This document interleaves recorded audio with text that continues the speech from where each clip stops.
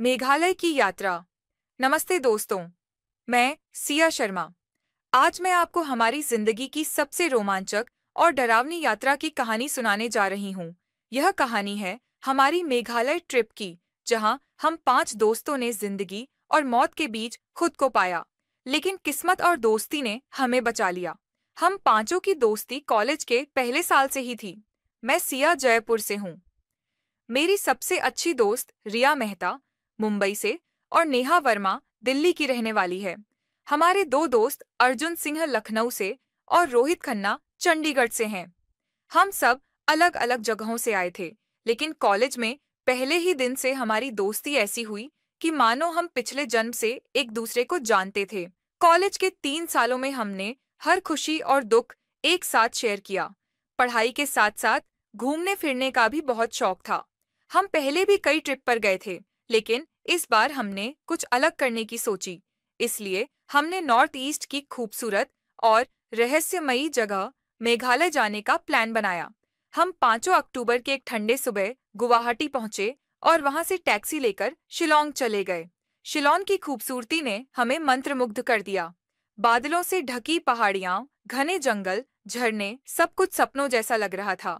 हमने elephant false, Umiam झील और मावलिन नोंग घूमे, लेकिन असली एडवेंचर तो लिविंग रूट ब्रिज और डबल डेकर रूट ब्रिज देखने के बाद शुरू हुआ। तीसरे दिन हमने सोचा कि किसी कम भीड़भाड़ वाली जगह जाएं। हमने एक गाइड से सुना था कि पास के जंगल में एक पुरानी गुफा है, जहां कम लोग जाते हैं, लेकिन वहां की खूबसूरती अद्भुत है। हम रोमांच के शौकीन थे, इसलिए बिना ज्यादा सोचे हम जंगल की ओर निकल पड़े। रास्ता बेहद संकरा और फिसलन भरा था। घने पेड़ों के बीच से सूरज की रोशनी भी ठीक से नहीं आ रही थी। करीब 1 घंटे की ट्रैकिंग के बाद हम गुफा तक पहुंच गए। अंदर घुसते ही हमें ठंडक महसूस हुई। गुफा के अंदर चमगादड़ उड़ रहे थे और एक अजीब सी खामोशी थी। लेकिन हमने सोचा कि यह एक छोटा रोमांच होगा और हम जल्दी वापस आ जाएंगे। हमने जैसे ही अंदर जाना शुरू किया, अचानक तेज बारिश शुरू हो गई।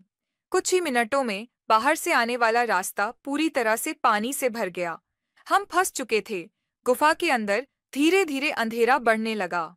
हमारे पास टॉर्च थी, लेकिन बैटरी ज्यादा देर तक नहीं टिकने वाली थी। नेहा घबरा गई। उसने रोना शुरू कर दिया। मैं भी डर गई थी, लेकिन खुद को संभाला। अर्जुन और रोहित ने रास्ता देखने की कोशिश की, लेकिन बारिश इतनी तेज थी कि हमें कुछ साफ दिखाई नहीं दे रहा था। हमारा फोन नेटवर्क भी चला गया। हमने सोचा कि अगर पूरी रात यहीं रहना पड़ा तो क्या होगा। ठंड बढ़ती जा रही थी और भूख भी लगने लगी थी। अर्जुन ने सुझाया कि हमें शांत रहना होगा और अपनी पॉकेट लाइट से किसी बाहर के व्यक्ति को इशारा देना होगा। रिया ने मोबाइल की फ्लैशलाइट जलाकर पानी की तरफ घुमाई, ताकि अगर कोई पास हो तो देख सके। करीब 2 घंटे बाद, जब हमें लगने लगा कि कोई उम्मीद नहीं बची, तभी हमें सामने कुछ रोशनी दिखी। हम चिल्लाने लगे, बचाओ, बचाओ, हम यहाँ फंस गए हैं। बचाओ! कुछ ही देर में गुफा के बाहर से कुछ लोगों की आवाजें आईं। वे स्थानीय लोग थे जो गुफा के पास आए थे और हमारी फ्लैशलाइट देखी थी। वे हमें बाहर निकालने के लिए एक लंबी रस्सी लाए थे। हम एक एक करके बाहर निकले। बारिश रुक चुकी थी, लेकिन पूरा इलाका कीचड़ और पानी से भरा था। जैसे ही हम बाहर आए, हमें महसूस हुआ कि हम सच में मौत के मुंह से वापस आए थे। इस घटना ने हमें सिखाया कि रोमांच और मजा जरूरी है, लेकिन सुरक्षा सबसे पहले आती है। हमें कभी भी अनजान जगहों पर बिना गाइड या लोकल लोगों की सलाह के नहीं जाना चाहिए। लेकिन सबसे बड़ा सबक जो हमें मिला, वो था दोस्ती का असली मतलब। जब हम मुसीबत में थे, तब हमने एक दूसरे का साथ नहीं छोड़ा। डर था, घबराहट थी, लेकिन हमने हार नहीं मानी। उस दिन के बाद हमारी दोस्ती और भी गहरी हो गई। तो दोस्तों, अगर आपको हमारी यह कहानी पसंद आई, तो लाइक, शेयर और सब्सक्राइब जरूर करें। और हाँ, कभी भी रोमांचक यात्रा पर जाएं तो सावधानी रखना न भूलें।